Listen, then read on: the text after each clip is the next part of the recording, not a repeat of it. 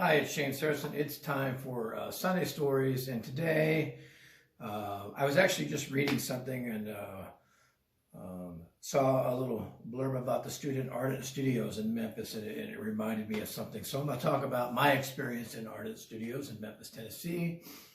I had told a Sunday story quite a while ago about being a part of a band called Splitwater Creek out of Paducah, Kentucky. And one of the members of that band was a guy named Brady Holleye.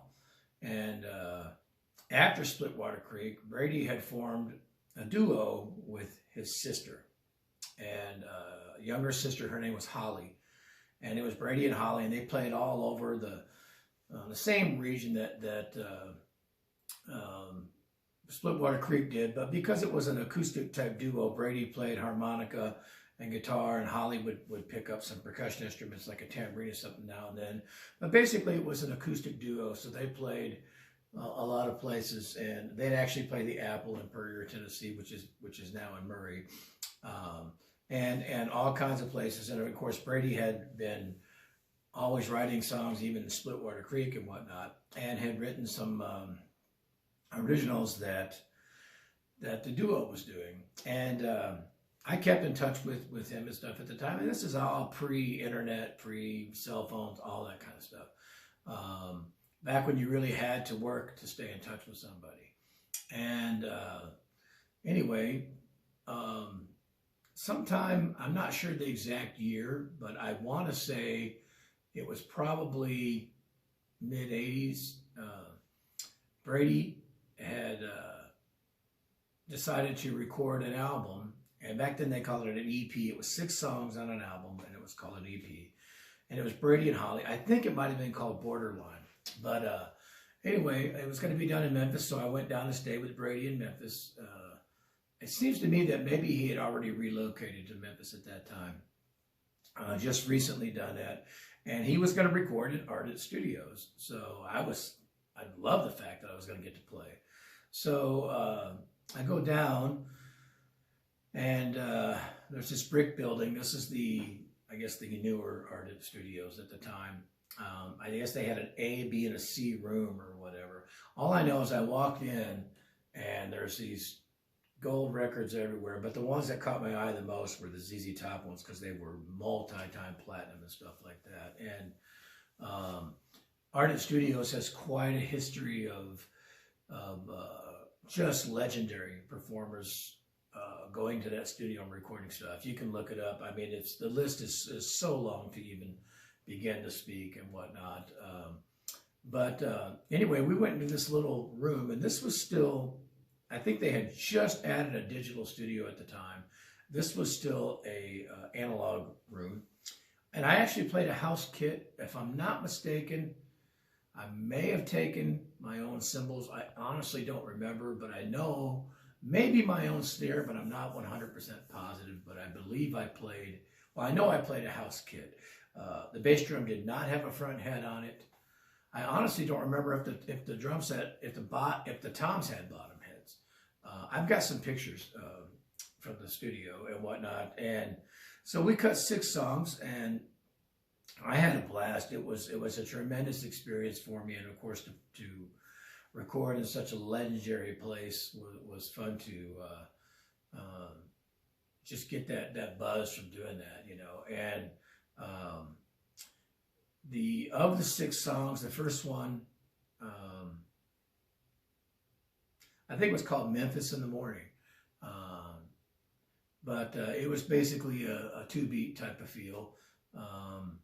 And then we did a cover that Holly sang of a tune called Cry, Cry, Cry, which I believe was a Carlene Carter tune, not the Roseanne Cash daughter, but one of the other daughters. It was Carlene Carter, I believe. And we did an interesting take on it where we had been discussing the thing, and Brady was playing it for me, but the way he was playing the guitar part, now I laid down the tracks to a dummy guitar and a vocal, and then they went back and layered all the stuff on top of it. So I was in the early process of that. And Brady would play it with a little bit of a swing. and I had talked to him about that, you know, when Johnny B. Good came out, the drummer played it as a swing, you know. A lot of people don't think about that, but when you listen to the original recording back in the day of Johnny B. Good, it's more of a, you know, while the guitars are, you know, it's kind of a blend of a swing, you know, a partial swing and a straight eighth note thing in the guitars, where they were playing a little bit of a swing in the guitars, but when I tried to put like a little bit of a swing beat in it, we didn't like the feel of it, so I decided to play straight while they played swing, and do it exactly backwards from the original Johnny B. Good recording. And so it's got an interesting feel to it. So I'm playing, you know, and they've got a little bit of and it's got this great tension to it and whatnot. The third tune I actually played brushes. I think it's called Something to You. It was great to get to play brushes on a recording. It was basically a waltz of some kind, and it actually kicked into a little waltz in the middle of it. I believe that was a brush tune. I'm not sure. And then there was a tune called Borderline, which I think is the title track. And when he played it for me, guitar-wise, it made me think of a tune by Michael Martin Murphey called Carolina in the Pines. It had that, you know, doom, doom, doom, you know, doom, doom, you know. And if you know that tune, you can think of it, and it's, you know, ding, ding, ding, ding, ding, ding, ding, ding, ding, ding. So I decided to put that, you know, boom, boom, boom. I guess I could play it on the drums, but anyway. And then when we listened back to it, I felt like it needed a kick of energy, but when I talked about maybe going into a double time feel, it just didn't feel right to do that. It took away the coolness, of the openness of the tune. So I actually took a tambourine, and the last coming out of the bridge, I took a tambourine and decided to, instead of, I was doing the snare on 4, 1, 2, 2, 2, 2. So I decided to add a tambourine, so I ended up going 1, 2, chink, chink, chink, and it really propelled the motion on it. So that ended up being the way that tune turned out. There was another ballad type thing, and it was, oh, that's the one I played brushes on. All right. So the waltz I did not. The other tune that Holleye sang was super, super slow, and that was brushes.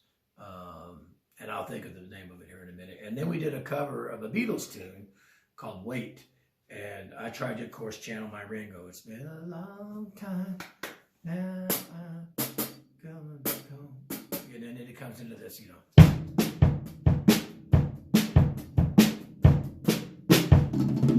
Wait. And then I added a tambourine to step on top of that to try to channel in some of the Beatles stuff. And they had kind of re-released a lot of their CDs, remastered and stuff, and so you could hear a lot of the drum parts and stuff a little bit. So that ended up being the 6 tunes I played on. And like I said, once I laid down my stuff, I just listened to the other musicians put their stuff in. And then I might say, hey, can we put a percussion thing on this, because I heard something else that triggered me to do something. But anyway, the experience of going to Ardent was fantastic. I don't know whatever happened to Brady and Holleye.